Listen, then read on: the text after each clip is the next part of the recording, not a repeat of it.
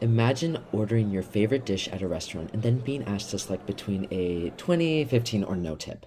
But then you regret not bringing enough cash to leave a generous gratuity.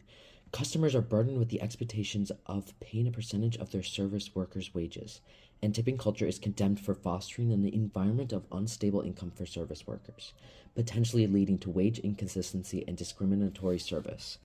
Tipping should be a reward for a good service, not an obligation. If you didn't contribute to the experience or weren't present, tipping isn't necessary. Blindly tipping also enables businesses to underpay workers, shifting the blame onto customers instead of providing fair wages. Tipping should be more of a reward of excellent service than a duty. The need for tipping begins off the fact that workers were exploitedly being paid below minimum wage. Thus, the concept of tipping helps balance out the disproportion of their paychecks.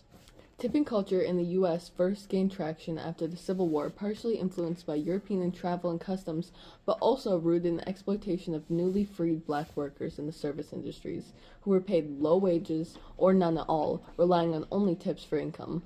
Nowadays, not tipping can be seen as rude, especially in sit-down restaurants where servers rely on tips to supplement their income.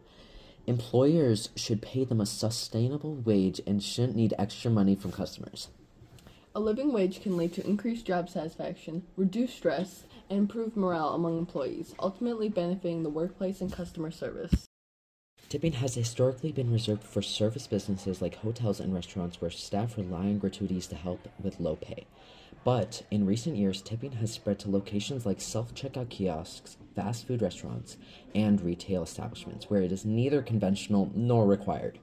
Under these circumstances, tipping unnecessarily pressurizes customers who feel ashamed of paying extra for a service that isn't worth it. Furthermore, companies that start tipping in unsuitable environments utilize it as a means of assigning customers responsibility rather than a payable obligation for fair wages, instead of paying employees sufficiently. Tipping should be saved for places where it is ideal rather than a means of profit boosting for companies sacrificing the experience for customers and employees. Tipping culture is an unmovable wall due to its roots in American values. The problem with tipping is that there is nothing an individual can do to stop the unbending force of tipping culture. No matter what measures the individual takes to prevent it, they are inevitably rendered ineffective. Guilt tipping is a term used to describe tipping done by the individuals to avoid being negatively perceived by those around them. Tipping culture is a social standard that makes it impossible to go without the judgment of peers. Another reason why tipping can be considered an impossible force is that it is lawful for employers in the United States to pay tipped employees a lower than hourly wage than the standard minimum wage, utilizing tips to supplement their income and achieve the minimum wage threshold. Therefore, the only way for these workers to receive money is from tipping, further embedding the system into the society. Society has long submerged tipping cultures into the sea of service workers due to companies' gluttony and greed. Tipping was originally supposed to be an offer of gratitude, but has become an expectation for good service.